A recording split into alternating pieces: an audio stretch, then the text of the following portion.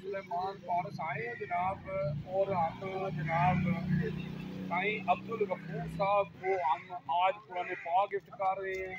ये जिलम शहर की बड़ी मारूफ हस्ती है जनाब, और बहुत प्यारे हैं, लोग भी इनसे बहुत प्यार करते हैं, और हम भी इनको मामू कहते हैं, ये हमारे भी मामू हैं।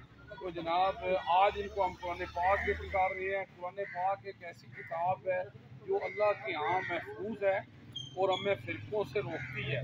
कुरान पाक में अल्लाह फरमाता है कि इंसान को वही मिलेगा जो उसने कोशिश की।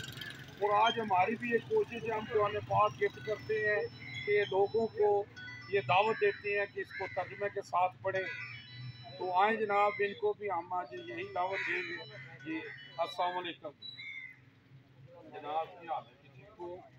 और जी ठीक हो जनाब? लोग जनाब कुरान पाक को करना है जनाब, तो थोड़े को वादा लेना है, क्योंकि आप सल्लल्लाहु फरमाते ने ए अबू ज़र अगर सुबह सुबह उठ के तो कुरान की कायत को पढ़ के समझ लवे ना तो 100 नफलों का सवाब है जी। तो इस वास्ते तुम साढ़े नाल वादा करो जनाब, सुबह उठ के कुरान की कायत को पढ़ के समझो, क्योंकि साड़ी अक्सरियत कुरान पाक को तर्जमे नाल नहीं पढ़ती। लोगों ने पढ़िया कुरान पाक दो दफ़ा ख़त्म किया, 3 दफ़ा ख़त्म किया, हाँ जी, बच्चियां ने भी ख़त्म किया है। अफसोस के तर्जमे नाल नहीं पढ़िया, चिराग थले अंधेरा है। हाँ जी, कुरान को समझ के पढ़िए कि अल्लाह ने सानू के मैसेज दिता है।